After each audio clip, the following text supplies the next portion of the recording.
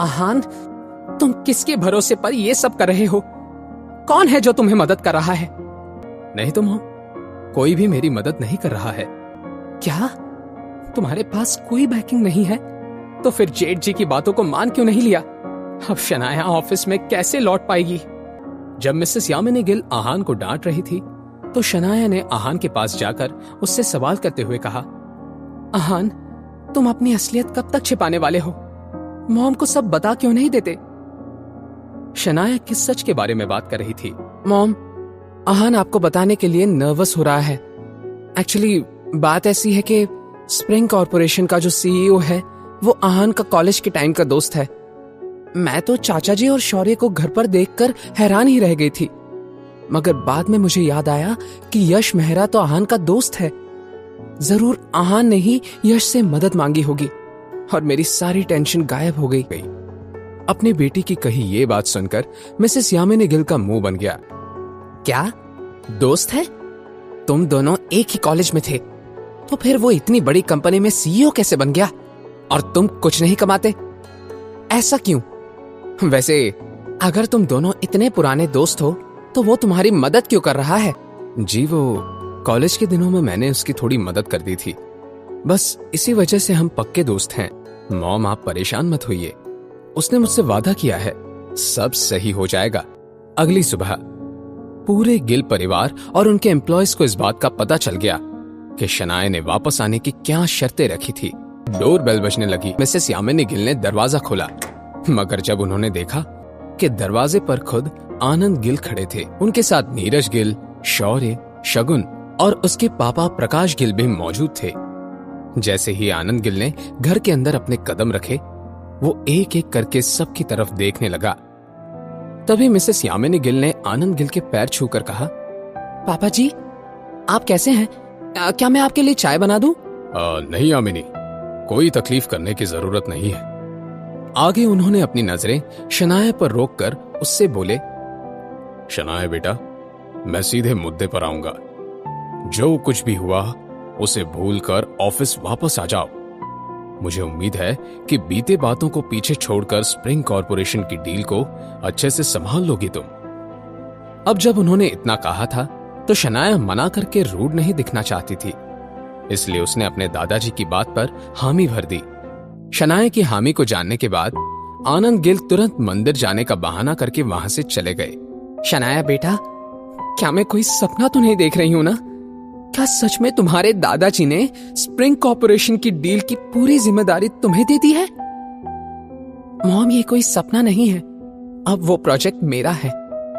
अपनी बात कहने के बाद शनाया ने आहान की तरफ देखा।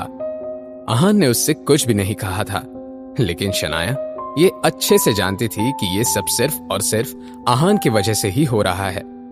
मिसेस यामिनी गिल को अब आहान से कोई शिकायत नहीं थी, उल्टा वो अपने दामाद से बहुत इम्प्रेस लग रही थी। आज तक पापा जी कभी भी हमारे घर नहीं आए थे, मगर इस बार वो आए भी और शनाया को इतनी बड़ी जिम्मेदारी भी दे दी। सच में आहान को मानना पड़ेगा, मिसेस यामिनी गिल ने मन ही मन में कहा।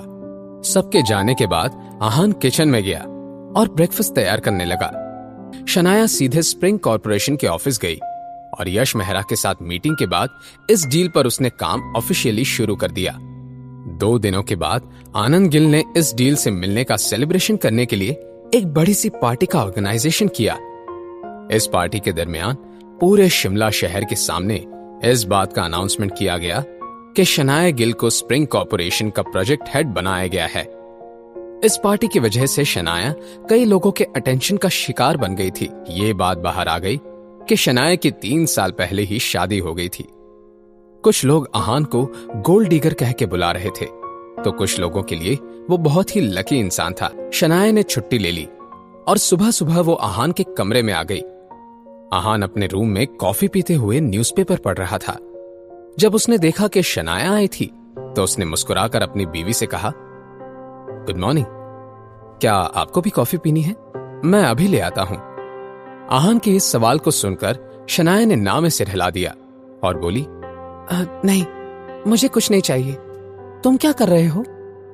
आहान ने हाथ में पकड़ा न्यूज़पेपर शनाया की तरफ बढ़ा दिया और हंसते हुए बोला, शनाया, आपकी पार्टी ने तो मुझे जाना माना गोल्ड डिगर बना दिया है। आहान ने यह बात बस मजाक में ही कही थी, लेकिन जब शनाया ने यह बात सुनी तो उसके दिल में दर्द होने लगा।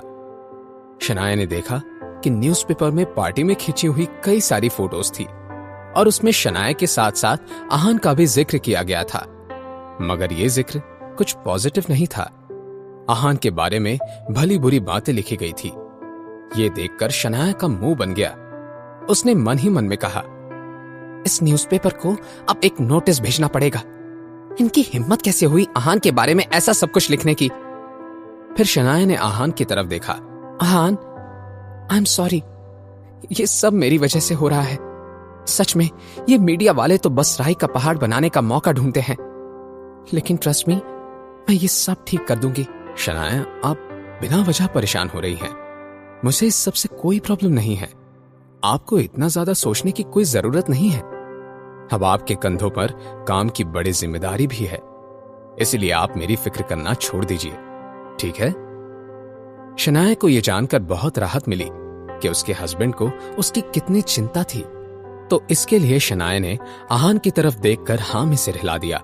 शनाया को याद आया कि वो आहान से मिलने क्यों आई थी। उसने कहा, आहान, वो आ रही है? क्या शनाया के दिल में आहान के लिए फीलिंग्स पैदा हो रही थी? कौन आ रहा था? क्या इस इंसान के आने से आहान की मुसीबतें बढ़ने वाली थी? जानने के लिए सुनते रहिए पॉकेट एफएम।